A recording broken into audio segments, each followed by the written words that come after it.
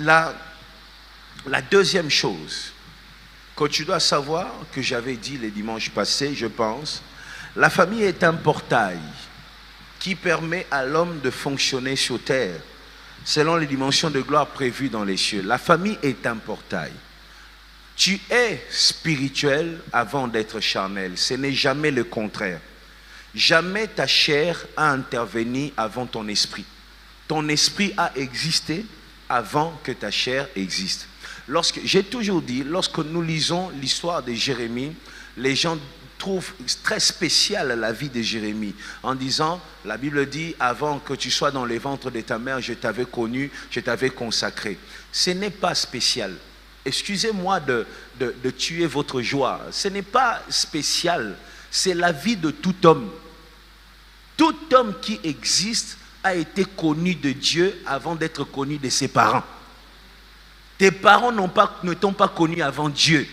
Dieu t'a connu avant même que tes parents se rencontrent, là où ils se sont rencontrés.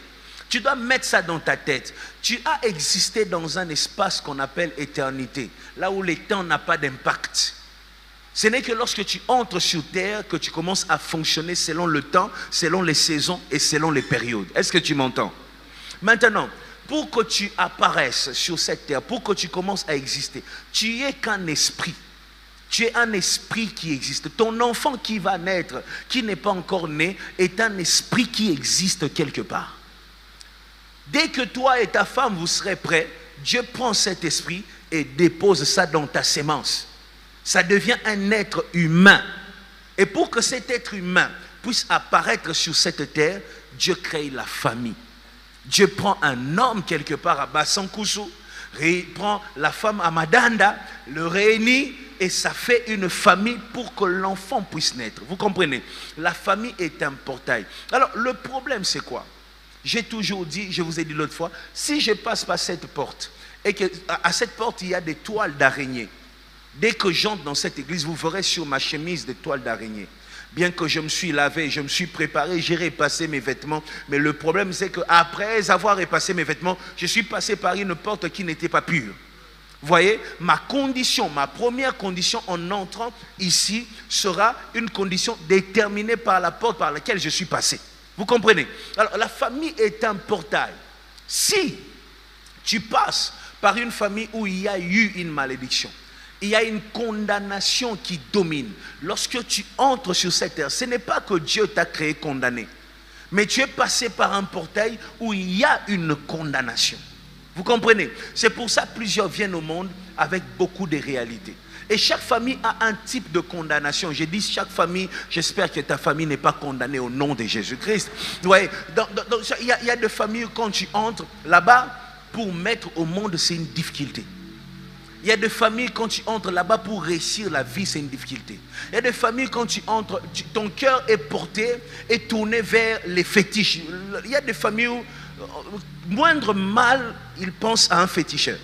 Ils sont comme ça. Vous voyez, c'est la condamnation, les liens de cette famille-là.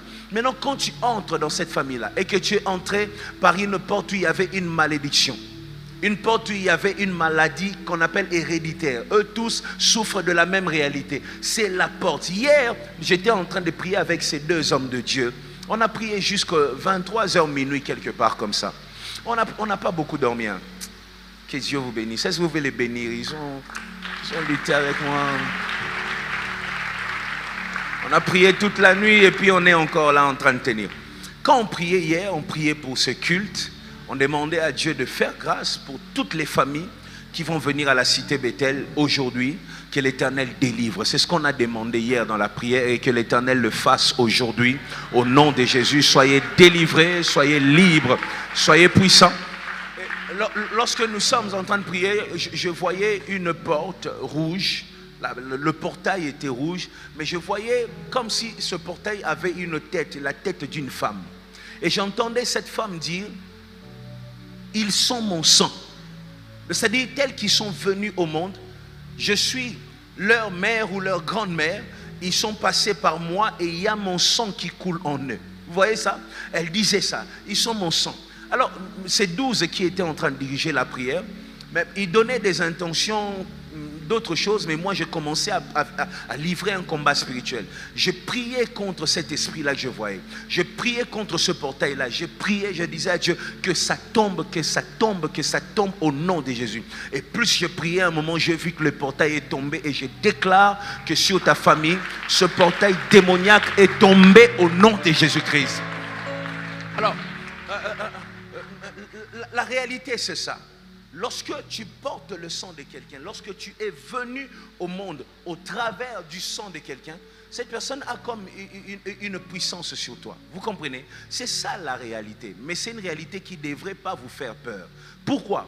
Quand Dieu t'aime, Dieu sait que tu es venu au monde par un portail maudit, par un portail condamné. Mais Dieu ne te laisse pas comme ça. Dieu a ses gens à lui. Dieu a ses enfants à lui. Tôt ou tard, il finit par récupérer. C'est là que tu sors d'une famille maudite où il y a beaucoup de réalités. Dans tes rêves, tu commences à recevoir un appel. Tu commences à voir une lumière. Quelque chose qui te dit ta place n'est pas ici. Quelque chose qui te dit que Dieu t'appelle. Quand Dieu t'appelle, en réalité, ce n'est pas d'abord pour les servir.